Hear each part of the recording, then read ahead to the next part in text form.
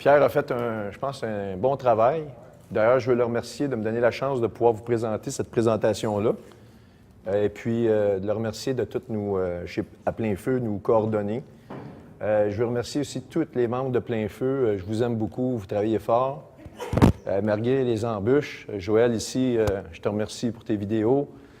Et Sylvie et Réal, merci de m'avoir accompagné d'avoir créé cette présentation-là. Puis ça a été, je pense que vous êtes témoin, il y a eu des phénomènes assez spéciaux. J'ai monté ça cette semaine. Puis il y a eu toutes sortes de phénomènes, on corrigeait des choses, les erreurs corrigées revenaient, puis c'était assez hallucinant. Donc c'est ça, cette présentation-là, elle a quelque chose de spécial. Ce qu'elle a de spécial, c'est quand j'ai réalisé le travail terminé. Vous allez voir, vous allez reconnaître mon style, il y a de l'astronomie, il y a un peu de tout mélangé là-dedans, mais elle nous donne vraiment des informations chirurgicales, je dirais, précises sur le moment dans lequel nous sommes actuellement. Et je vous dirais qu'il reste des fractions de secondes avant un événement attendu, comme Pierre a parlé de l'enlèvement. Je vais vous laisser être juge vous-même de l'information que je vais montrer, mais vous allez pouvoir constater que je pense que le Seigneur nous parle très fortement actuellement. Puis je vais commencer cette présentation-là que j'ai appelée « Le grand dragon rouge et l'enlèvement de l'Église de Philadelphie ». Alors, je vais juste débuter pour vous faire une petite introduction à ce que l'étude de l'astronomie nous révèle des prophéties bibliques en vous disant que c'est extraordinaire. Dans Genèse, au chapitre 1, on nous en parle, on nous dit que Dieu a créé toutes choses, mais pas juste les choses comme les êtres vivants, mais aussi les étoiles du firmament. Puis on le voit plus particulièrement dans Genèse 1,16, où il nous est dit, Dieu fit les deux grands luminaires, celui qui préside au jour, qui est le soleil, et puis celui, le plus petit des luminaires, qui préside la nuit, qui est la lune, évidemment. Mais il nous est dit, il fit aussi les étoiles, et il les plaça dans l'étendue du ciel pour éclairer la terre. Alors ici, lorsque vous allez travailler, vous regardez votre montre et vous la consultez, vous dites, il est temps que je parte pour arriver à l'heure au travail. C'est un peu pareil, lorsqu'on regarde les signes célestes, ça nous donne une indication des signes, ça nous donne vraiment comme un peu une horloge de où nous sommes. Une question qui m'est souvent posée, puis c'est louable, mais pourquoi tu parles de la mythologie? Pourquoi tu ne te contentes pas des écrits bibliques alors? Est-ce que ça ne te suffit pas, les écrits bibliques? La réponse est absolument. Et justement, c'est la Bible qui me parle de la mythologie. Et c'est en découvrant qu'il y avait des choses dans la mythologie qui se rapportaient exactement à ce que la Bible nous parlait, c'est là que je me suis dit, « Wow! » J'ai commencé à étudier la mythologie de façon plus élargie pour voir qu'est-ce qu'il en était. Et j'ai découvert qu'effectivement, c'est une copie, une falsification que Satan s'est faite. Parce que Satan, il se fait suivre par des gens qui croient en lui. Il croit en lui parce qu'il a supposément le don de divinité. Il dit des choses qui arrivent, mais il les a puisées dans la parole de Dieu. Et donc, Satan connaît la parole, et il se devait de prendre la parole. Et évidemment, si vous voulez voler l'auteur d'un livre, son ouvrage, qu'est-ce que vous faites?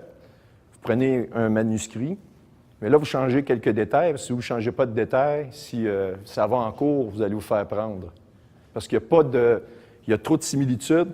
Alors, si vous faites une faute d'orthographe à tel paragraphe, à la ligne 250, mais que là, vous publiez un livre, l'auteur va dire, regarde, j'ai la même erreur. Fait que là, il y a trop de similitudes. Donc, vous changez les noms et évidemment, Satan se fait appeler sous le nom d'Apollo. C'est un personnage particulier, Apollo. Et d'ailleurs, le nom nous est donné, on va le voir dans la Bible.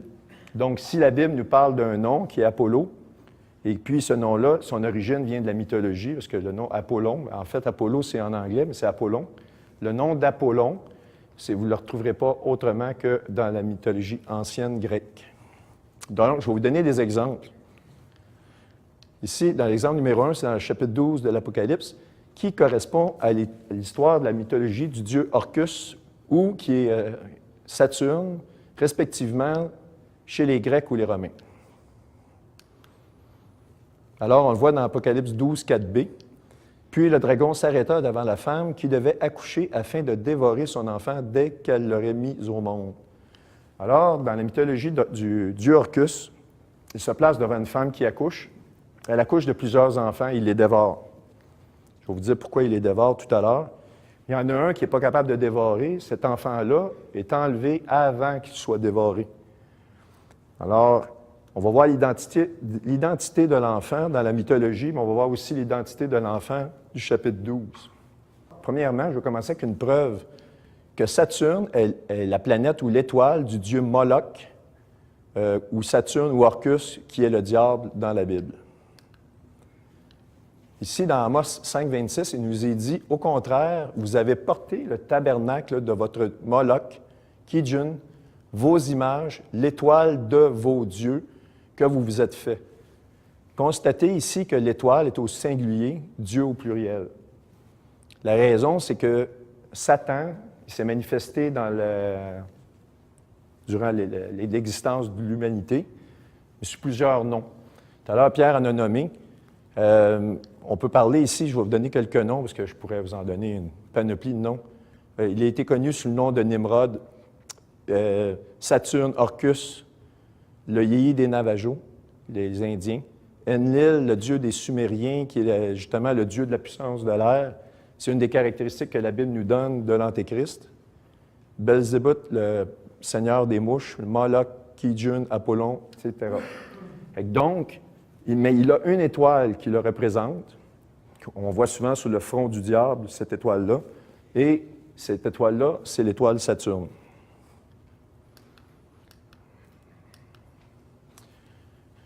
OK, ici, c'est la concordance. On voit ici Kijun. OK, dans la concordance, c'est H3594. Et ça nous dit probablement une statue ou une représentation qui vient des Assyriens Babylone, qui prend aussi une origine chez les Sumériens, et le dieu de la planète Saturne, qui symbolise l'apostasie des Israéliens. Fait que ça vous le dit ici, le dieu de la planète Saturne. On voit quelques images de ce dieu-là. On voit ici, vous voyez, c'est un enfant. Je ne sais pas si vous avez en arrière, mais ça, c'est un petit enfant ici qui est offert justement en sacrifice au dieu Orcus. Et croyez qu'il y a eu beaucoup d'enfants sacrifiés, mais pas juste des enfants, des êtres humains. Dans les sociétés anciennes, si on regarde les Mayas, lorsqu'un personnage qui s'appelait l'oiseau à plumes, le Quetzalcoatl, est arrivé, cette société-là a commencé des sacrifices d'enfants ou d'êtres humains, et après, c'est la disparition de cette société-là, sans qu'on puisse vraiment expliquer pourquoi. En fait, la science ne sait pas pourquoi, mais nous savons, à la lumière de la parole de Dieu, qu'est-ce qui s'est passé. Et nous vivons exactement dans la même époque. Il n'y a pas tellement longtemps, avec Wikileaks, il y a eu des révélations de cercles de traite d'enfants, de pédophilie, incroyables, avec des personnalités que je ne veux pas nommer. Vous savez pas mal toutes ces choses-là. Des gens très importants dans le gouvernement américain, des hommes riches, directeurs de grosses compagnies, impliqués dans des traites incroyables d'enfants.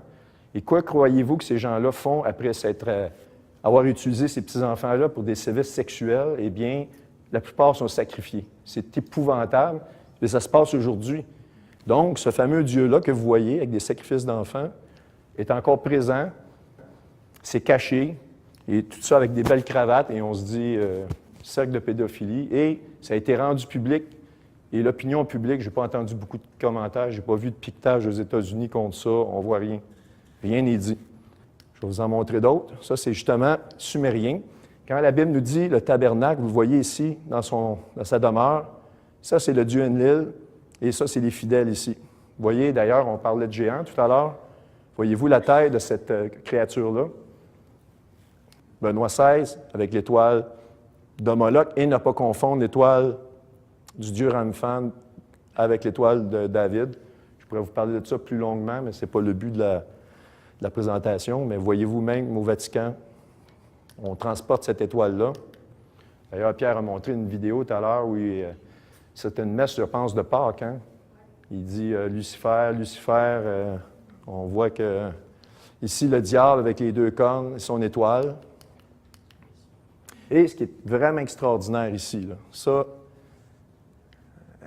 on regarde Amos ou d'autres prophéties bibliques qui nous mentionnent que l'étoile Saturne, c'est l'étoile de marque du diable. Ça ici, c'est des images modernes du pôle nord de la planète Saturne. Vous remarquerez ici un hexagone. Et lorsqu'on trace des lignes, aux crêtes de l'hexagone, nous trouvons exactement l'étoile du dieu Moloch. Ce que je suis en train de vous dire, c'est que la prophétie biblique est tellement profonde.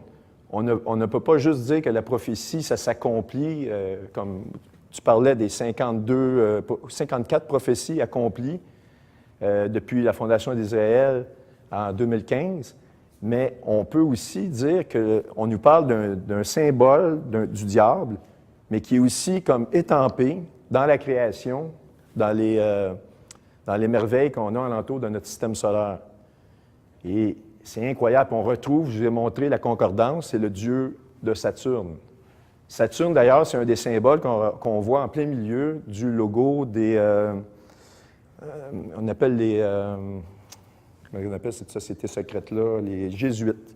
Vous avez le H dans le milieu. Le symbole de Saturne, c'est un H. La mythologie du dieu Orcus nous dit qu'il veut dévorer un enfant qui vient de naître. Et je donne l'identité, l'enfant, dans la mythologie. Bon, il en dévore plusieurs, mais il y en a un qui veut vraiment dévorer. Là, c'est l'enfant par excellence qui veut dévorer. Et c'est Jupiter. Ça, c'est l'identité de l'enfant qui est enlevé avant d'être dévoré dans la mythologie. Et pourquoi il veut le dévorer? Parce qu'il craint qu'il lui vole son trône. Maintenant, on va pousser la corrélation avec la prophétie biblique. Est-ce que c'est vrai aussi au niveau de la parole? Et on le voit dans Apocalypse 3, versets 9 et 10. Ce sont des versets relatifs à l'Église de Philadelphie, qui est la seule Église sur cette Église. C'est nous, dans le fond, c'est nous autres qui allons être sauvés et enlevés. Donc, on le voit ici, ça dit, « Je ferai venir... » Ça, c'est le Seigneur qui parle, OK? « Je ferai venir ceux de la synagogue de Satan qui se disent juifs et ne le sont point, mais mentent. Voici, dis-je, je les ferai venir se prosterner à tes pieds. Ils connaîtront que je t'ai aimé. » Pensez-vous que Satan, ça lui tente de venir se prosterner à nos pieds? Je pense qu'il risque de vouloir nous dévorer. D'ailleurs, on va voir bientôt dans le chapitre 12, le grand dragon qui veut dévorer l'enfant. Il n'est pas capable de le faire. L'enfant est enlevé juste avant. Mais on a des raisons ici. Satan connaît les Écritures. Il veut absolument... C'est quelque chose qui... Satan veut se prendre au-dessus de Dieu. Imaginez-vous, se prosterner devant nous autres. Impensable pour lui. Alors, comme dans la mythologie, Orcus craint, en fait, sait que Jupiter, en grandissant, en prenant de la force, va venir lui voler son trône. Il ne le veut pas. On continue au verset 10, ça dit « Parce que tu as gardé la parole de ma patience, je te garderai aussi de l'heure de la tentation qui doit arriver dans le monde pour éprouver tous les habitants sur la terre. » Ça ici, c'est la version Martin. Je vous invite à regarder dans la concordance parce que c'est vraiment de l'heure de tentation. Il ne va pas nous... Parce qu'il y a des versions de la Bible, ça dit « Je vous garderai à l'heure de la tentation », comme nous dire, nous, l'Église, là, il va nous prendre, puis il va nous spécifiquement nous envoyer dans les tribulations. C'est vraiment la vraie traduction, j'ai vérifié, c'est vraiment nous garder en dehors ou de l'heure de la tentation. Un deuxième exemple, quand la mythologie est mentionnée dans la Bible, ou qu'il y en a une référence, c'est dans le nom de l'ange des abîmes nous est donné dans Apocalypse 9:11, et son origine unique provient de la mythologie grecque ancienne, comme je vous l'expliquais tout à l'heure. Donc, Apocalypse 9:11. Et elle avait pour roi au-dessus d'elle l'ange de l'abîme, qui a pour nom en hébreu Abaddon, et dont le nom en grec est Apollyon, qui est Apollon. Maintenant, on va regarder plus en détail le chapitre 12 de l'Apocalypse pour que vous compreniez quelques détails, puisque beaucoup de sites chrétiens ont parlé de ce site-là, c'était très, très bien fait. Moi, ce que j'ai toujours vu, c'est qu'il y a vraiment deux signes distincts. Le problème que je voyais, c'est qu'ils prenaient ces deux signes-là et ils n'en faisaient qu'un. Donc, ils avaient raison de penser qu'on pouvait être enlevé exactement à la fête des trompettes, en 2017, au 23 septembre, puisque ce grand signe-là s'est produit à ce moment-là. Mais il fallait à ce moment-là, supposer que les deux signes arrivaient la même journée. Moi, j'ai eu des très, très grands doutes que ça puisse se produire, mais c'était toujours possible. Nous savons maintenant que ce n'est pas le cas. Donc ici, le premier grand signe qui annonce les douleurs de l'enfantement s'est produit, comme je vous dis, le 23 septembre, à la fête des trompettes. On voit ici les deux premiers versets du chapitre 12. C'est le premier grand signe. Et il y eut un signe qui parut dans le ciel, savoir une femme revêtue du soleil, la lune à ses pieds, une couronne de 12 étoiles sur la tête. Elle était enceinte et dans les douleurs de l'enfantement, souffrant de grandes douleurs. Donc, ça, c'est le premier signe. On voit l'illustration de ce signe-là ici. OK? Nous avons la planète Vénus, Mars et Mercure qui se joint aux 9 étoiles principales de la constellation du Lion pour faire un total de 12. Nous avions le Soleil placé dans le fin du mois de septembre qui enveloppe la femme qui est la représentation astronomique de la constellation de la Vierge et la Lune était à ses pieds. Voyez ici la position de Jupiter, le second grand signe qui annonce l'accouchement d'un enfant mâle. On va voir d'ailleurs l'identité complète de cet enfant-là. Et la présence d'un grand dragon rouge devant la femme, prête à le dévorer. Apocalypse, c'est versets 3 et 4 pour le deuxième grand signe. Il parut aussi un autre signe dans le ciel. Donc, c'est clair, c'est un second signe. OK? Voici un grand dragon rouge ayant 7 têtes, 10 cornes, et sur ses têtes, 7 diadèmes, et sa queue traînait le tiers des étoiles du ciel, lequel il le jeta sur la terre. Puis le dragon s'arrêta devant la femme qui devait accoucher afin de dévorer son enfant dès qu'elle l'aurait mis au monde, comme dans la mythologie. Les 7 têtes, on peut supposer le grand dragon, une étoile principale, qui va se présenter comme une très grande comète. Et les textes anciens nous disent que ça ressemble étrangement à un dragon. Il va avoir une grande queue. Imaginez-vous les comètes, vous avez déjà vu les comètes, mais celle-là, immense, avec une queue, une traînée rouge qui va osciller comme ça. Ça va être énorme dans le ciel. Il y a des gens qui vont mourir à la vue de cet objet-là. C'est quelque chose de vraiment terrible qui s'en vient. Il y a des scientifiques qui croient dans qui savent que ça s'en vient. On décrit que, à cause de l'approche du Soleil, c'est pour ça qu'il va y avoir une queue de comète. Vraiment, la Bible nous dit un dragon et les textes anciens, des gens qui ont observé, ils parlent de dragon. Donc, c'est vraiment très révélateur. La grande question qu'on doit se poser, est-ce que vous avez vu un grand dragon jusqu'à maintenant? Non. Je pense que personne, moi, j'en ai pas vu. On a des images d'objets, mais on n'a pas vu, à proprement dit, un objet dans le ciel que tous les peuples de la Terre observent, qu'il n'y a plus d'équivoque, il n'y a plus de dire « Hey, ça, c'est... je reçois des fois des demandes. Qu'est-ce que tu penses de ça? » La plupart du temps, c'est des reflets, mais des fois, il y a des objets. Mais là, on n'a pas vu un grand dragon dans le ciel. Donc, c'est une prophétie qui doit arriver. La grande question que vous allez me poser, est-ce que ça va arriver dans 3 ans? Qu'est-ce que tu en penses? Écoutez, c'est difficile de répondre à ça, mais ça va avec l'augmentation volcanique et on a actuellement vraiment un pic d'augmentation. J'ai des données incroyables depuis 2 mois.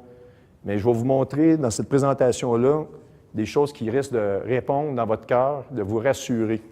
Alors, qu'est-ce qui fait du premier grand signe astronomique un signe unique? OK. Il y a peut-être des gens qui ont un doute à savoir si le signe astronomique du 23 septembre 2017 à la fête des trompettes est vraiment cette prophétie-là du chapitre 12. On va répondre à ça. Premièrement, c'est une configuration astronomique extrêmement rare. J'ai vu des gens, pour se moquer, qui disaient que c'était une fraude, qui ont ri des chrétiens qui parlaient de l'annonce de ce signe-là. J'ai observé, ils disaient que ça s'était produit encore. Oui, j'ai observé certains alignements qui pouvaient être proches, mais lorsqu'on l'additionne, que ça soit produit à une fête des trompettes, puis en passant, je n'ai jamais vu quelque chose d'aussi proche, premièrement aussi. C'était pas vraiment comme aussi proche que de ce qu'on a vu à la fête des trompettes en 2017. Mais qu'un alignement comme ça, annoncé, qui correspond au texte biblique, se produise, en plus à une fête des trompettes, déjà là, on a quelque chose d'unique qui ne s'est jamais produit. Mais là, est-ce que ça nous dit que c'est vraiment, encore, cette prophétie-là du chapitre 12? On va regarder ça. La présence de Jupiter, et puis c'est ça, l'étude, tout à l'heure, je commençais la présentation en disant, c'est quoi, dans le fond, l'utilité d'étudier la mythologie? Étant donné que Satan connaît les Écritures, il copie les droits d'auteur, il peut rajouter des détails qu'il sait déjà dans sa mythologie qui peuvent nous aider à dire, ben oui, Oui, ça correspond déjà, mais ça vient de mettre le clou dans le cercueil, on est sûr qu'on ne se trompe pas. Mais la présence de Jupiter dans ce signe astronomique-là, comme je vous ai montré tout à l'heure, qui est exactement, quand on nous parle de Jupiter, qui est l'enfant enlevé dans la mythologie, c'est quoi les chances que ça arrive? Ils sont nulles. La présence de Jupiter correspond à la mythologie du dieu Orcus, comme je vous ai dit, ça c'est incroyable.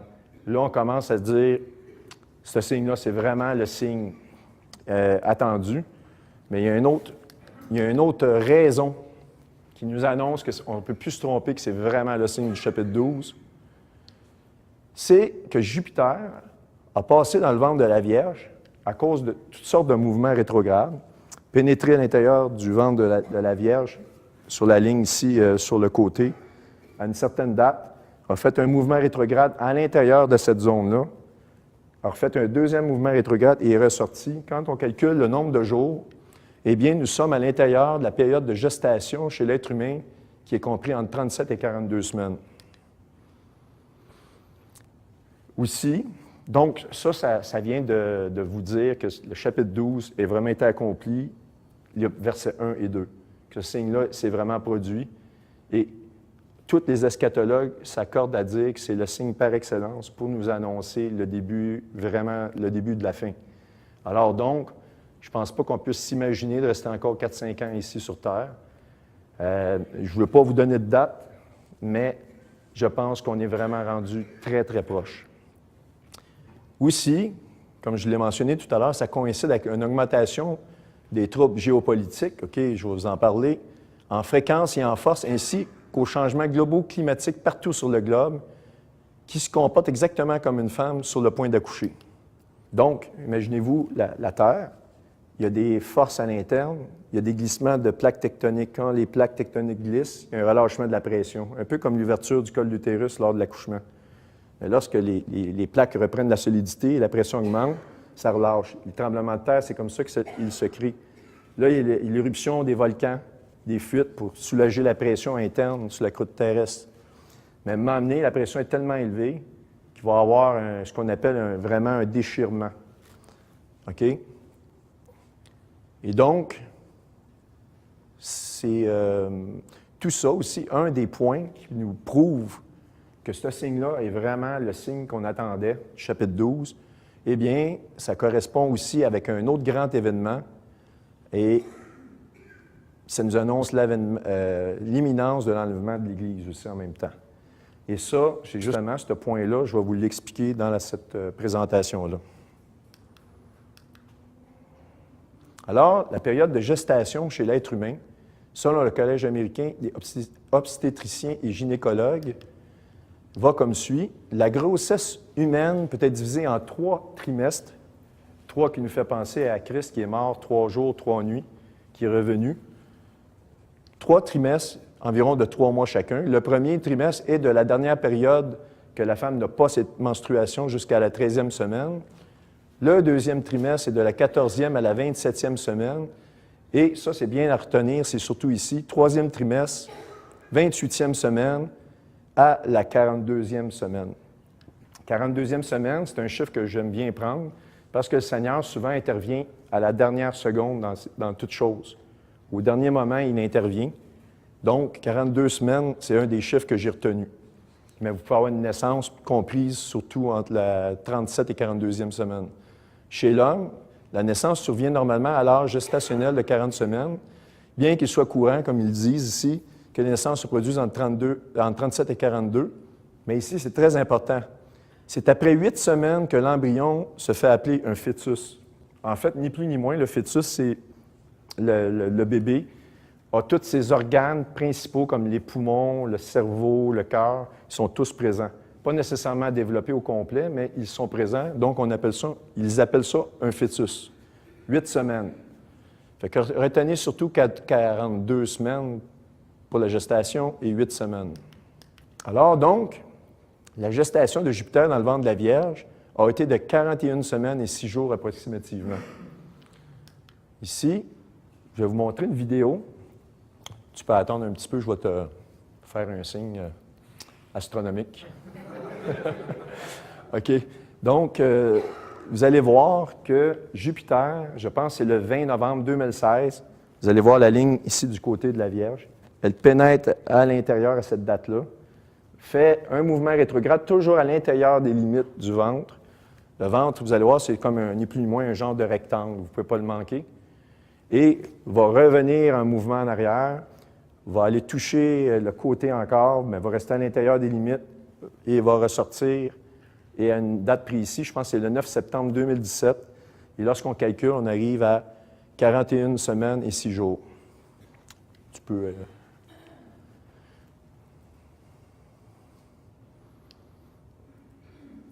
J'étais un petit peu avant le mois de novembre 2016. Vous voyez Jupiter. Je vais faire avancer le temps. Ça, c'est la ligne ici de séparation. Le rectangle est ici, OK, pour vous situer. À partir du 20 novembre, on voit la ligne. Elle est sur la ligne. On peut considérer qu'elle traverse. À quelques jours près, là. Là, elle est à l'intérieur.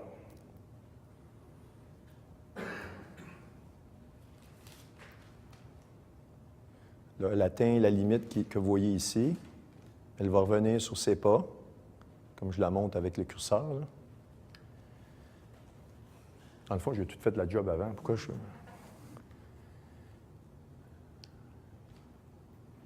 Je vais réaligner ici, mais ça avance tout le temps dans le temps.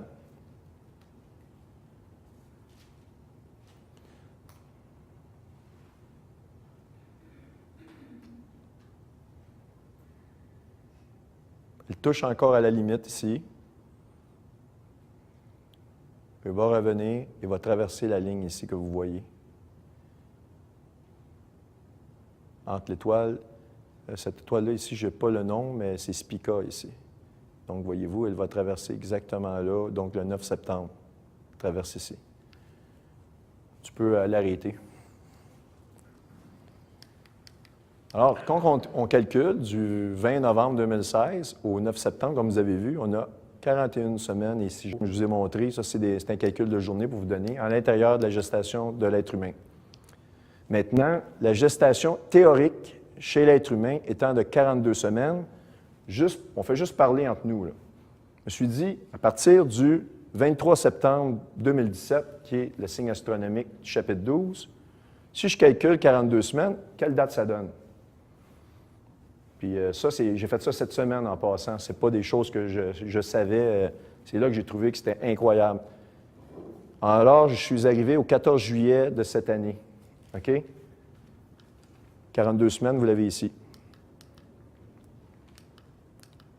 Maintenant, toujours, selon le Collège américain d'obstétriciens et gynécologues, c'est après 8 semaines, comme je vous ai dit tout à l'heure, que l'embryon est appelé fœtus. OK?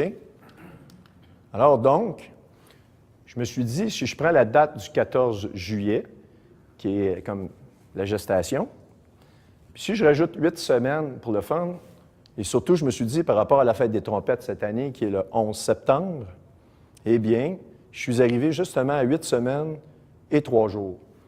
Sauf qu'ici, j'ai pris 2 fois le calcul du 14, parce que je l'ai pris du 23 septembre 2017. J'ai calculé 42 semaines, je suis arrivé au 14. Donc, ici, il aurait fallu que je mette le 15 pour ne pas recalculer 2 fois le 14. Donc, on peut enlever ici une journée. Nous avons donc 8 semaines et 2 jours. Et lorsque nous avons 8 semaines et 2 jours, ça nous donne la journée à juste la veille de la fête des trompettes qui commence le 10, parce que c'est une fête qui commence 2 jours. Alors, comment c'est possible que je regarde par rapport au signe astronomique qui nous parle d'une naissance, que je calcule des dates de naissance, j'arrive pour faire un fœtus, puis que le corps est constitué juste avant la fête des trompettes, à la journée près. Je ne sais pas, mais j'ai trouvé ça intéressant de vous parler de cela. Mais attendez de voir, il y a des éléments vraiment intéressants qui viennent.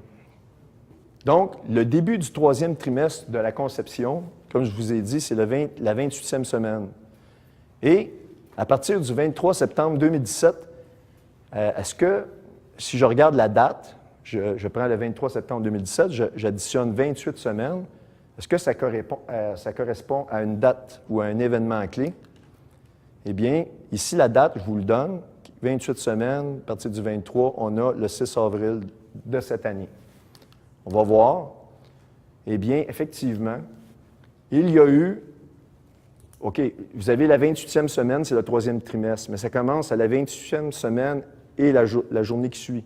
Parce qu'à partir de la 28e semaine, c'est le début, c'est la journée qui suit. Alors, la journée qui a suivi, c'est-à-dire le 7 avril, la date est un peu petite ici, mais vous voyez 7 avril 2018, il y a eu l'attaque de gaz chimiques en Syrie. Et cette attaque-là a été le début des pressions américaines et que les Alliés ont été attaqués en Syrie, intervenaient avec les États-Unis en tête de liste, qui s'est faite, je pense, le 11 avril ou le 13 avril, quelques jours après. Et depuis ce temps-là, la pression au niveau du Moyen-Orient n'a pas cessé d'augmenter. Les journaux ne nous en parlent pas tous, mais actuellement, il y a des mouvements de troupes de plusieurs milliers de soldats syriens mélangés avec des soldats iraniens qui s'habillent comme des soldats syriens. Ça a forcé Israël, il y a environ 6-7 jours, de rappeler tous les réservistes. Ils sont sur un pied de guerre maximum. Et puis, les Américains, selon les informations que j'ai, ont placé un bateau de guerre, c'est le porte-avions Truman, à un endroit stratégique au Moyen-Orient, qui les permet immédiatement de frapper toute partie de la Syrie et même du pays de l'Iran avec des missiles. D'ailleurs, il y a des prophéties, on parle de Daniel 8, dans lesquelles ça nous dit que, ça, je vais probablement produire une vidéo là-dessus pour expliquer vraiment pourquoi, mais les États-Unis d'Amérique attaqueraient l'Iran avec des moyens, et la Bible nous dit qu'elle ne touche pas les océans, ne touche pas l'eau. Donc, on peut penser à des missiles. Je pense qu'on est vraiment sur le point de voir cette guerre-là se déclarer. Donc, ça, c'est un des signes. Au 3e trimestre de la naissance, qui correspondrait, c'est majeur, ça, c'est quelque chose que moi, je pense qui est une plaque tournante. Mais l'élément clé qui s'est produit, le plus incroyable, c'est l'éruption à Hawaï. Eh bien, ça a débuté au début du mois d'avril. L'éruption de l'île d'Hawaï, dans le district de Puna, ça a débuté au début du mois d'avril. Il s'agit d'un événement volcanique sans précédent en cours présentement sur la zone de fissure de glissement sismique localisée à l'est de l'île. Okay? Ici, la date, ça c'est le début avril. On voit ici le 2 avril. La date est petite parce que si vous rentrez dans Google, cet événement-là, on va vous donner le 3 mai comme le début de l'éruption. Mais c'est faux. Il y a eu des coulées de lave très importantes. Regardez ici, ce n'est pas des petites coulées de lave. Les médias ont caché ça, peut-être, ils n'en ont pas parlé pendant un mois, mais ça a commencé vraiment au début d'avril, qui correspond à la 28e semaine ou le 3e trimestre d'une naissance. Là, maintenant, vous devez retenir qu'il n'y a aucun signe de ralentissement selon les scientifiques. Je suis sûr, aujourd'hui, je m'en vais voir sur Google, je trouve l'information ils sont extrêmement inquiets. Non seulement il n'y a pas de signe de ralentissement, mais il y a un signe d'augmentation. Ça s'en va en augmentant. Il y a ils ont peur même qu'une partie de l'île glisse à l'intérieur de l'océan, qui pourrait créer un super tsunami, qui pourrait détruire une partie de la côte ouest des États-Unis. Et même des camps de la FEMA à certains endroits sur la côte ouest qui sont apparus là, le public les voit arriver, ils se préparent à quelque chose à tel point qu'ils déplacent des unités actuellement. Ils forcent même les gens à évacuer actuellement de l'île, puis ils ont de la difficulté à se rendre à cause des poussières volcaniques. Les avions ou les hélicoptères ont de la misère à se frayer des chemins à travers de ça. Mais rappelez-vous que c'est en augmentation et ce n'est pas en diminution. Ils sont extrêmement inquiets. Okay. L'événement de l'éruption volcanique d'Hawaï représente-t-elle la preuve par excellence qui confirme le premier signe astronomique du chapitre 12 de l'Apocalypse?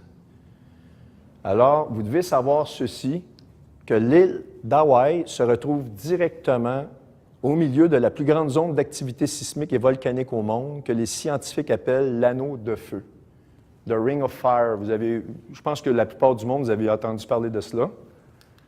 De toute façon, je l'illustre ici. L'anneau de feu, c'est la partie plus enfoncée que vous voyez ici, en orange foncé, qui borde les littoraux. Vous avez l'Amérique du Nord, l'Amérique du Sud, une partie de l'Asie ici. Qu'est-ce qu'on retrouve en plein centre de l'anneau de feu, curieusement? Ici, vous voyez, là, je mets le curseur sur la petite tache, la petite patte de mouche, là, mais alentour du grand sec rouge. c'est l'île d'Hawaï, en plein milieu. Il ne peut pas être plus centré que ça. Donc, l'anneau de feu, au milieu de l'anneau de feu, qu'est-ce qu'on a? On a ce petit point qui est l'île d'Hawaï et on a des activités sismiques en augmentation. Maintenant, saviez-vous qu'en médecine de naissance, le cervix ou le col de l'utérus est connu sous le nom de l'anneau de feu? OK. L'anneau de feu et, attendez, vous allez voir, c'est... J'ai dit, j'ai des frissons de la donner, cette conférence-là, parce que c'est... Je trouve ça spécial. Donc, l'anneau de feu, et attendez, vous allez être ébahis, parce que c'est extraordinaire. Plus particulièrement, l'anneau de feu se manifeste au moment du couronnement, c'est-à-dire lorsque la tête du bébé apparaît. Et la femme ressent à ce moment-là des étirements, évidemment, vous savez, les femmes qui ont eu des enfants, mais une très grande brûlure intense en plein milieu de l'utérus. Là, ça dit que même, ça c'est l'Association américaine de grossesse, c'est pas moi qui vous le dis, hein, j'invente rien. Puis j'ai lu sur il y a plusieurs références là-dessus. Même les femmes qui montrent peu de réactions aux douleurs en comparaison avec d'autres femmes ont une réaction substantiellement sévère à la brûlure du couronnement qui est ressentie au milieu de l'anneau de feu. L'anneau de feu, c'est pas juste le col de l'utérus. Le col de l'utérus devient l'anneau de feu à la naissance de l'enfant. C'est lors du moment de la brûlure, c'est la naissance de l'enfant lorsque l'enfant présente la tête. Alors, pour les femmes qui ont eu des enfants, lorsque la tête du bébé est sortie, il ne restait pas grand temps avant qu'il sorte au complet. Hein? Je pense pas. Normalement, j'espère que vous allez me dire qu'il ne restait pas grand temps. Encouragez-moi un peu. Je n'ai jamais eu d'enfant. Comme vous voyez, je suis un homme, mais j'imagine que ça faisait assez mal. Vous deviez être content qu'à un moment donné, il y ait un soulagement. Donc, en tout cas, ça, c'est incroyable. Ils appellent ça l'anneau de feu au moment de cette brûlure intense-là, au moment de la naissance. Et l'anneau de feu est reconnu pour le 3e trimestre. Ici, c'est une illustration du col de l'utérus. Et voyez-vous ici, un genre de petit mamelon qui nous fait penser étrangement à l'extrémité d'un volcan qui remonte comme ça. Juste en plein centre, c'est là que la brûlure est ressentie. Ici, je compare l'anneau de feu terrestre puis l'anneau de feu chez la femme. Mais ici, là, en passant, le match des couleurs, je n'ai pas fait par exprès. J'avais 2 images dans mon ordinateur, je les ai superposées, puis quand j'ai fait la superposition, j'ai dit, ben voyons. Il dit, peut-être que le Seigneur veut nous dire de quoi, je ne sais pas. Trouvez-vous que ça match? J'ai vraiment... De toute façon, je n'avais pas le temps de changer d'image, mais j'ai dit, c'est parfait. Fait que, ça a fait l'affaire. Fait que donc, vous voyez ici la comparaison. Maintenant, est-ce que dans la Bible nous parle-t-elle d'un tel événement qui pourrait vraiment correspondre à ce qui se passe à Hawaï actuellement? Eh bien, j'ai trouvé un passage extrêmement saisissant qui se retrouve dans le livre d'Esdras au chapitre 16. Et c'est le pasteur David Martin qui, au 18e siècle, en fit la traduction pour la Bible Martin 1744 de mémoire. Voici la version originale de ces passages saisissants. Mais avant de commencer à vous les montrer, si vous fouillez dans votre Bible, vous ne les trouverez pas. Ils ont été retirés de la Bible. Vous avez, je pense, c'est jusqu'au chapitre 8, si je me trompe-tu, que normal qu'on retrouve. Après le chapitre 8, 9, 10, 11, 12. D'ailleurs, vous allez voir, ce n'est pas sous forme de texte, c'est sous forme d'image que j'ai prise parce que j'ai trouvé les manuscrits d'origine qui sont disponibles. C'est de là que j'ai dit, j'avais pas le temps de tout recopier ça. J'ai pris l'image et je vous la présente ici.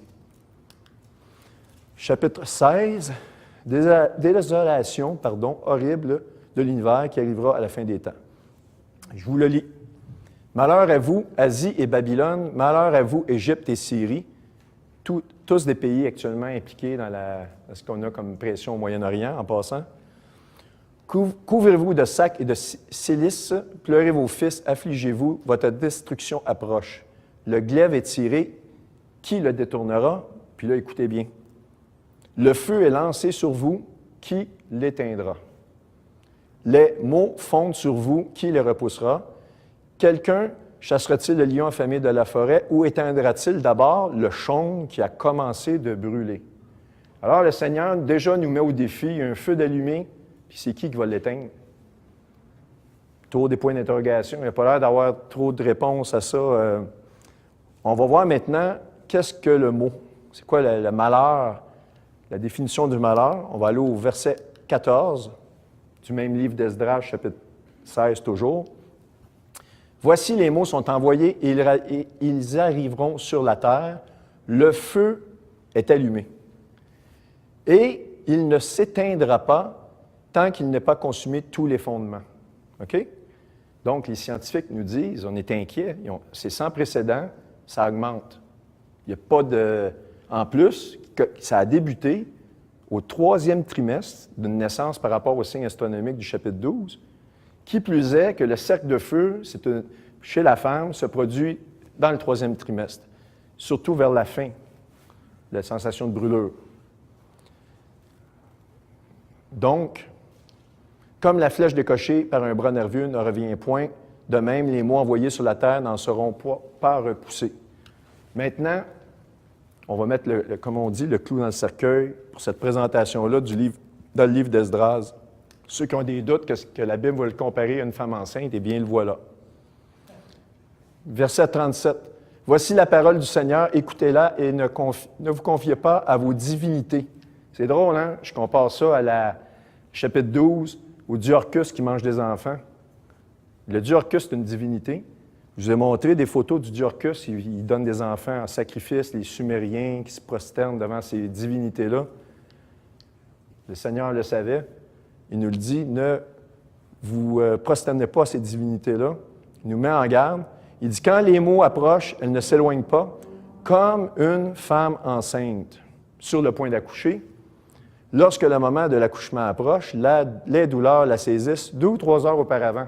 C'est le seul endroit où on voit, selon moi, dans la Bible, qu'il y a vraiment un moment il n'y a plus d'heure, c'est l'accouchement qui arrive. On le voit ici, 2 ou 3 heures auparavant. Et lorsqu'elle accouche, les douleurs ne cessent pas un moment. OK? De même, les maux qui menacent la terre ne tarderont pas d'arriver. Le monde gémira, les douleurs la saisiront. Donc, c'est une prophétie d'un feu qui s'allume, un feu qui ne va pas s'éteindre, et en plus, comparé à une femme enceinte. Là, je vous parle du cercle de feu. Hawaï, en plein centre du cercle de feu, la femme qui ressent la douleur, en plein centre du centre de feu, à l'accouchement d'un enfant. Je veux dire, moi, je ne sais pas. Moi, je pense que je vais démissionner. Ils n'ont pas l'air de... Non. Faire comme Pierre, je vais démissionner. Non, je fais des farces, là. Alors, qui est cet enfant qui naît? Dans la Bible, j'ai donné l'identité tout à l'heure dans la mythologie, Jupiter. Et en plus, on voit le chapitre 12 se réaliser au mois de septembre 2017. C'est Jupiter qui est là, qui fait un enfant qui se promène pendant 41 semaines et 6 jours. Incroyable. Mais maintenant, dans la Bible, c'est qui l'identité de l'enfant? Alors, je vais vous le dire tout de suite, l'identité, mais je vais vous prouver pourquoi que c'est l'identité que je donne. Il ne peut s'agir que de l'Église de Christ, l'Église de Philadelphie, car ce passage d'Apocalypse 12 représente une prophétie des derniers jours et Jésus est déjà retourné vers son Père qui est dans les cieux il y a près de 2000 ans. Christ a été crucifié et a séjourné 40 jours avec ses disciples après sa crucifixion, avant de faire descendre l'Esprit Saint sur eux et de repartir vers son Père dans les cieux, ce qu'on appelle la Pentecôte. Voici quelques preuves additionnelles de qui est l'enfant d'Apocalypse 12:5. Alors, Apocalypse 12:5, je vais vous le lire brièvement. Elle accoucha d'un fils qui doit gouverner toutes les nations avec une verge de fer, et son enfant fut enlevé vers Dieu et son trône. Donc, plusieurs d'entre vous vous dites, oui, mais c'est Jésus qui va gouverner avec la verge de fer. Vous avez raison, mais regardez bien l'explication qui va suivre.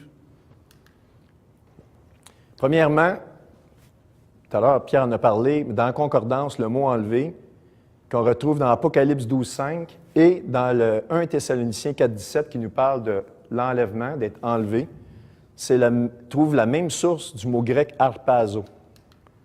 Ici, dans la concordance, G0726, vous voyez le mot « harpazo » qui veut dire de façon violente, de retirer par la force, « carry off by force », envoyer par la force, « to snatch out ». Ça veut dire, comme un requin, il vient vous prendre puis il vous retire. Mais c'est vraiment violent et envoyé ailleurs. C'est vraiment ça que ça veut dire. C'est retiré, mais d'une façon rapide. Maintenant, l'enfant de l'Église est l'Église qui doit gouverner avec une verge de fer. Voici l'explication. Dans les psaumes 2, versets 6 à 9, ça nous dit, ça c'est l'Éternel qui parle, il dit « C'est moi qui ai oint mon roi sur Sion, ma montagne sainte. Je publierai le décret, l'Éternel m'a dit, tu es mon fils, je t'ai engendré aujourd'hui. Demande-moi et je te donnerai les nations pour héritage, les extrémités de la terre pour possession. Tu les briseras avec une verge de fer, tu les briseras comme le vase d'un potier. » Ça, c'est Jésus qui va accomplir de les briser avec une verge de fer ici.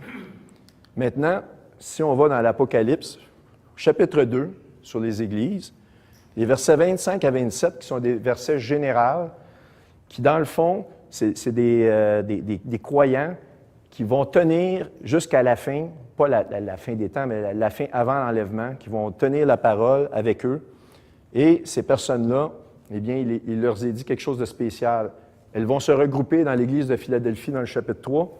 Et voici ces versets-là. « Mais retenez ce que vous avez jusqu'à ce que je vienne. Car celui qui aura vaincu et qui aura gardé mes œuvres jusqu'à la fin, je lui donnerai puissance sur les nations. Et il gouvernera avec une verge de fer, et elles seront brisées comme les vaisseaux d'un potier, selon que je l'ai aussi reçu de mon Père. » Il a reçu la verge de fer, et il nous la donne pour que nous aussi, éventuellement, on va régner avec une verge de fer sur les nations. Et vous voyez ici la transposition. Qu'est-ce qui se passe après l'enlèvement? Eh bien, c'est le début de la grande tribulation et des troupes de Jacob. On le voit dans Isaïe 37, versets 3 et 4. Et ainsi, et lui dire, ainsi dit Ézéchias, ce jour-ci est un jour d'angoisse et de répréhension et de blasphème. Car les enfants sont venus jusqu'à l'ouverture de la matrice. Alors, Pierre parlait de portal. On en a un exemple ici. Ça, c'est la version Martin, j'adore, la matrice. Hein? Mais il n'y a point de force pour enfanter. Encore la femme enceinte qui revient. Ça, ici, ça s'adresse à Israël. Ils vont être témoins de l'ouverture de la matrice, de l'enfantement, de l'enlèvement, mais ils vont rester, eux autres. Ils n'ont pas la force pour enfanter. Peut-être que l'Éternel, là, ici, vous avez l'explication pourquoi qu'Israël va rester. Je ne parle pas des Juifs messianiques, mais je parle de l'ensemble du peuple d'Israël. Peut-être que l'Éternel, ton Dieu, aura entendu les paroles de Rabzaké, lequel, le roi des Assyriens, son maître, a envoyé pour blasphémer le Dieu vivant et lui faire outrage, selon que la parole que l'Éternel, ton Dieu, a entendue. Autrement dit, le roi de l'Assyrie, c'est justement ce qu'on nous dit de l'Antéchrist, on l'appelle l'Assyrien. Alors, autrement dit, le peuple juif va avoir à dealer avec ce personnage-là, et donc, il va être l'Assyrien. Je vous ai montré tout à l'heure les images, l'étoile du dieu Saturne, et ça disait provenance Assyrie-Babylone, vous vous rappelez de ça? Donc, tout est vraiment interrelié. Et donc, ce que l'Éternel leur dit, là, c'est fais donc requête pour le reste qui se trouve encore. Autrement dit, ben reste puis va demander à tes dieux s'ils peuvent t'aider jusqu'à un certain point. C'est un peu ça que ça nous dit. Donc, il y a vraiment, si vous voulez, l'enlèvement d'un enfant ou l'enlèvement qui arrive, mais là, ça devient de plus en plus éloquent dans ce que je vais vous montrer. Dans Lévitique 12, 1 à 3, ça nous dit « L'Éternel parla à Moïse en disant « Parle aux enfants d'Israël et dis-leur, si la femme, après avoir conçu, enfante un mâle, exactement comme on dit dans le chapitre 12, elle sera souillée pendant 7 jours. » Fait que ça dit justement, ça s'adresse aux enfants d'Israël. Elle enfante un mâle. Donc l'enfant, vous savez ce qui se passe avec l'enfant? La Bible nous le dit, il est enlevé, lui. Je vous ai donné la définition de qui est l'enfant, c'est l'Église. Mais elle va être souillée pendant 7 jours. 1 jour pour année, ça veut dire 7 ans.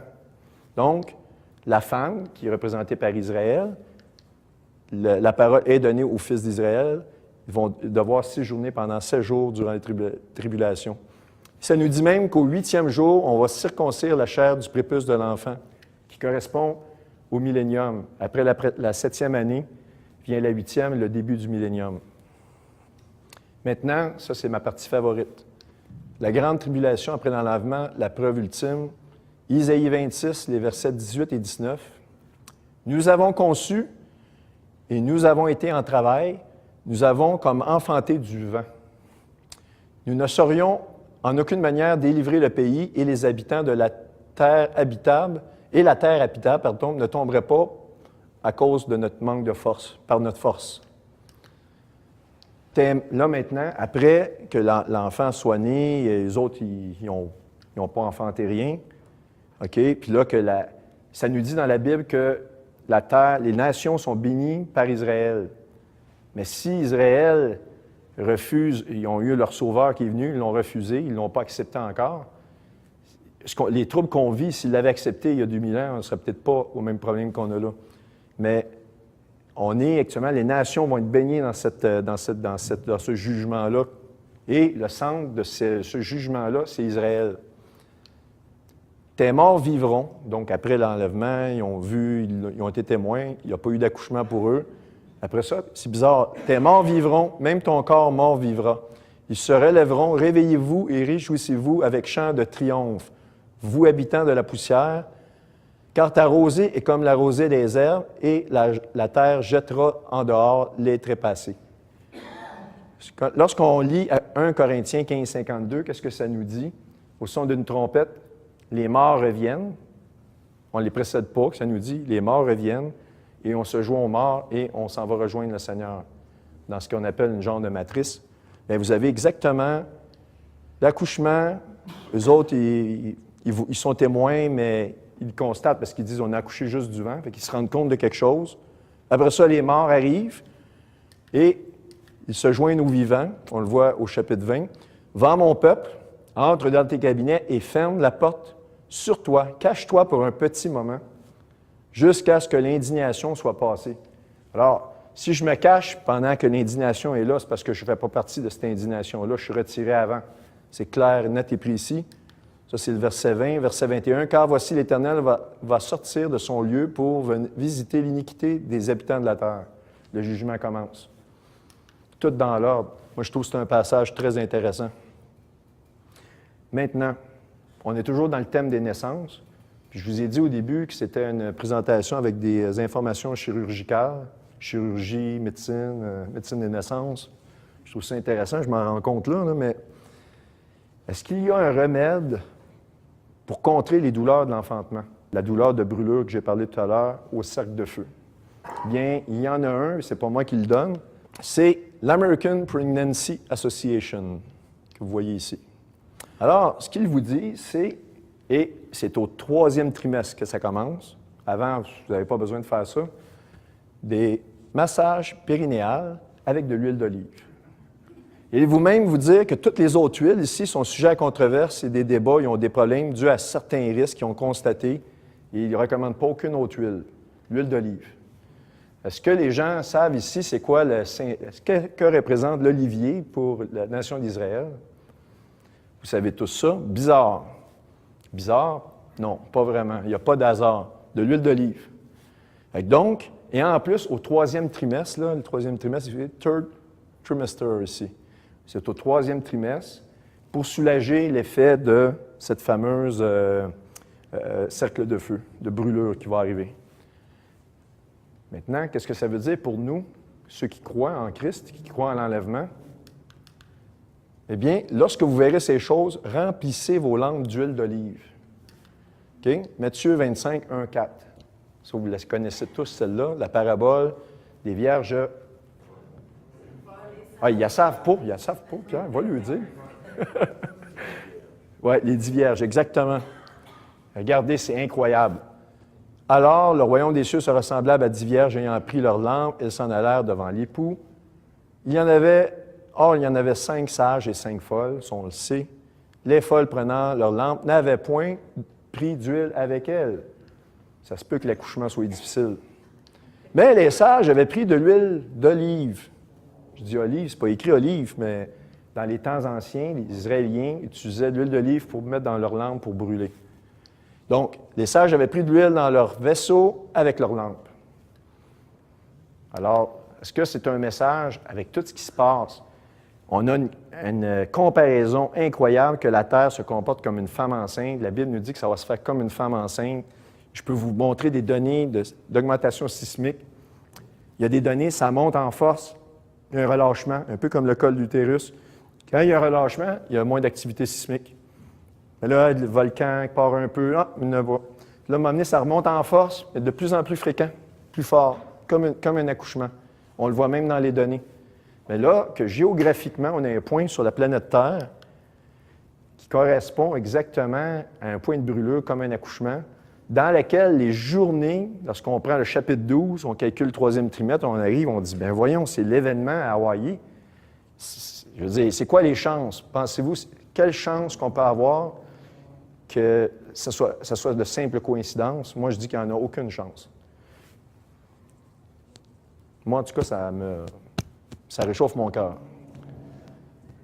L'ouverture du portal ou de la matrice, l'enlèvement, se produit à l'arrivée du grand dragon rouge.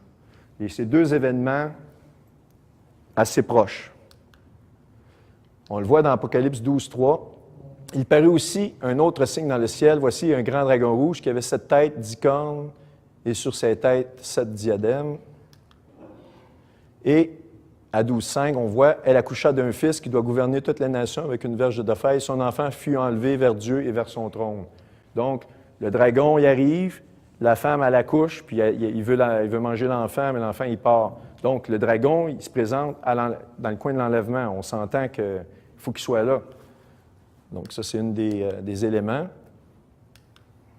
Mais dans Apocalypse 4:1, on a une autre confirmation. Ça nous dit, après ces choses, je regardais, voici, une porte fut ouverte dans le ciel, un fameux portal, une matrice. Vous pouvez appeler ça comme, vous pouvez imaginer ça comme vous voulez. Et la première voix que j'avais, oui, comme une trompette, exactement comme dans Corinthiens, c'est le son d'une trompette, qui lui dit, monte en haut. L'enlèvement nous dit, on va monter à la rencontre du Seigneur, tout est là, tous les éléments sont là. Et je te montrerai les choses qui doivent arriver dans l'avenir.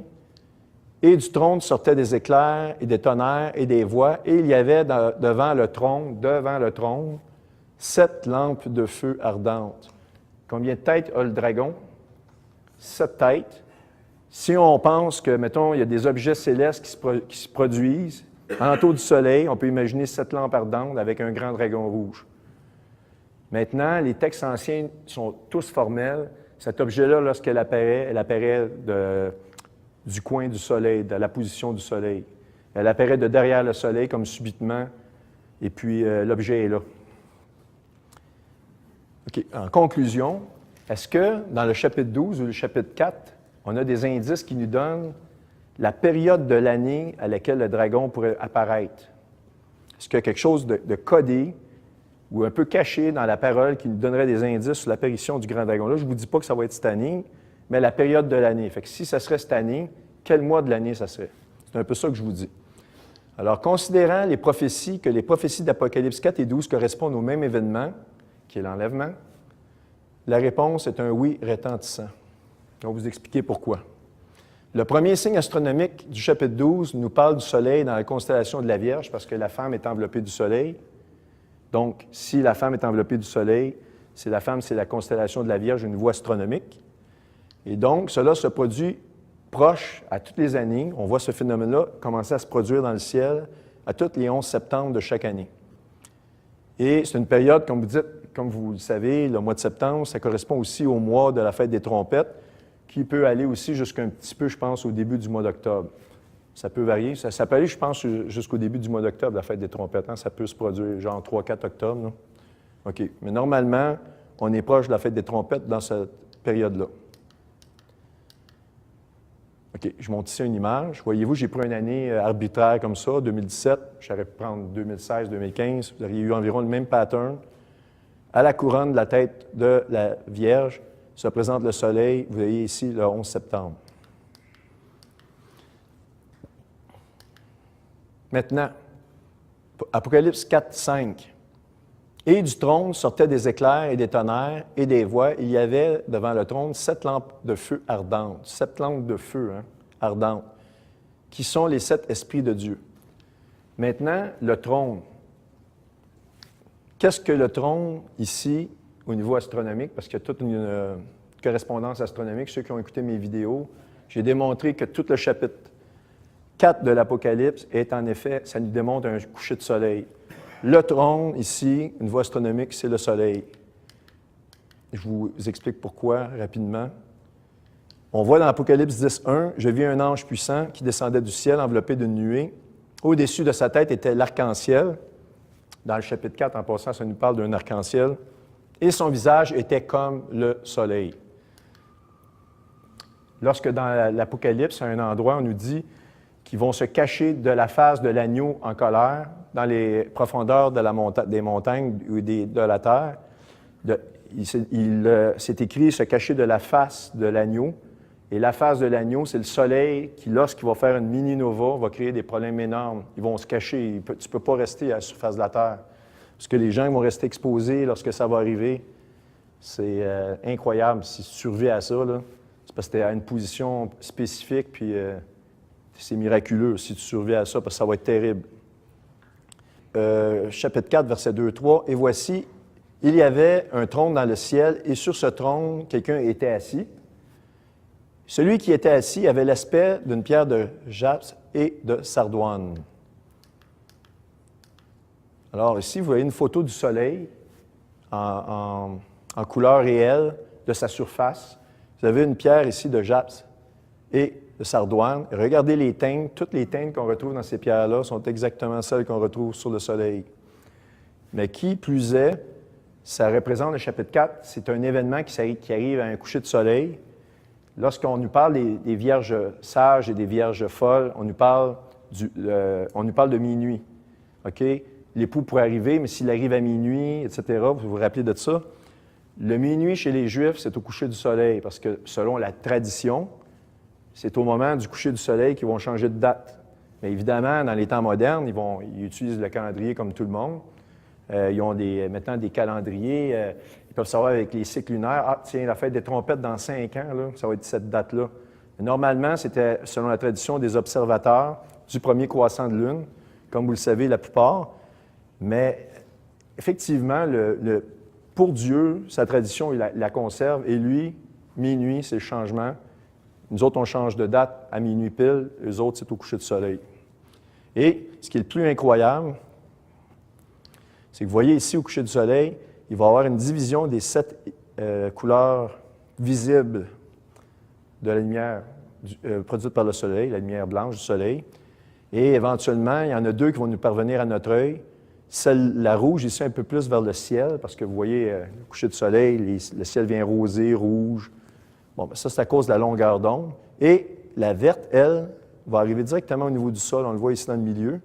Quand le soleil va vraiment arriver sous l'horizon, ils appellent ça le flash d'émeraude.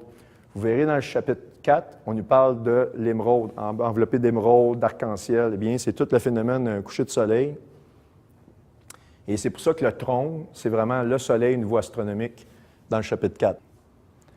Étant donné que, dans le chapitre 4, on nous dit que les 7 lampes ardentes se présentent devant le soleil, ça, c'est un indice, OK? Et que le grand dragon rouge, lui, dans le chapitre 12, il se présente devant la femme prête à dévorer l'enfant. Vous êtes d'accord que pour dévorer l'enfant, si vous vous présentez devant une femme, vous n'allez pas vous tenir au niveau de la tête, vous allez vous tenir probablement ici ou quelque part en avant, mais dans cette région-là, ici. Lorsqu'on observe le soleil dans une année, parce que le Nibiru ou ce dragon rouge-là, avec ses 7 lampes, va être environ devant la Vierge, donc dans ce coin-là, avec ses satellites qui vont se présenter devant le soleil, eh bien, on est environ dans la période du mois d'octobre. Ça peut être la première semaine d'octobre jusqu'à la milieu de novembre. Je vous donne une période. Donc, une période qui serait environ un peu après la fête des trompettes, qui engloberait peut-être la fête des expiations, fête des tabernacles, etc. Ça, c'est quelque chose que j'ai découvert récemment. Je n'avais pas jamais pensé à ça, parce que je me disais, le premier signe astronomique, la femme enveloppée du soleil. C'est clair on est dans le mois de septembre, c'est arrivé cet événement-là, une fête des trompettes, c'est incroyable, mais déjà que la femme elles sont enveloppées du soleil, ça nous donne déjà la période de l'année que ça va arriver. Mais dans le deuxième signe, ça nous dit un grand dragon rouge présente devant la femme, mais On n'a pas d'indice, il n'y a pas de lune en dessous des pieds, il n'y a pas de couronne de 12 étoiles. C'est un second signe. Tout ce que j'ai comme indice, c'est le dragon rouge. Et lorsqu'on regarde le chapitre 4, qui est le même événement, 7 lampes ardentes devant le soleil, bien là, on vient d'avoir un indice. Fait que donc, c'est la période de l'année que je pense. Donc, on pourrait, je donne un exemple, on serait enlevé cette année, mettons, à la fête des trompettes, et quelques semaines après, le monde rentrerait dans les tribulations avec des événements terribles comme celle-ci. Là, je ne suis pas en train de vous dire que ça va arriver cette année. Curieusement, juste une petite anecdote que je veux vous dire, en 2015, on a vraiment pensé que ça pouvait être un moment propice. Il y a eu, à la fête des trompettes, un événement sans précédent, une grande tempête de sable qui a empêché, qui a couvert le soleil, pas le soleil, mais la lune, en Israël. Et ça, il n'y avait jamais vu une tempête de même. À la fête des trompettes, 2 jours, si on calcule que ceux qui auraient dû observer cette fête-là, des trompettes, la fête des trompettes aurait dû être repoussée de 2 jours. 1 année pour chaque jour. Ça nous amène curieusement, ça c'était un 23 septembre en 2015. 23 septembre 2015, 2 ans après, on arrive au 23 septembre 2017, vous êtes d'accord? C'est drôle parce que la fête des trompettes, c'est exactement ce signe-là astronomique qui s'est produit, mais aussi, c'est exactement un 23 septembre. Fait que même dans nos années à nous, pas juste les années juives, c'est 2 ans pile. Je trouve ça, juste vous dire comme ça, mais que cette année, que la fête des trompettes arrive un 9 septembre, c'est ça, un 9 septembre, lorsqu'on pense que le nom de Satan nous est donné dans le chapitre 9, verset 11, qu'ils ont fait tomber les 2 tours aux États-Unis un 11 septembre. Peut-être que c'est une date qui est significative.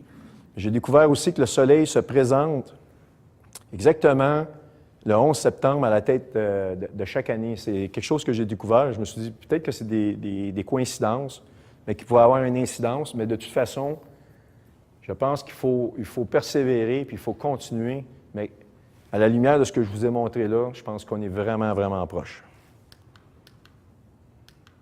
Alors donc, je vous remercie pour avoir écouté.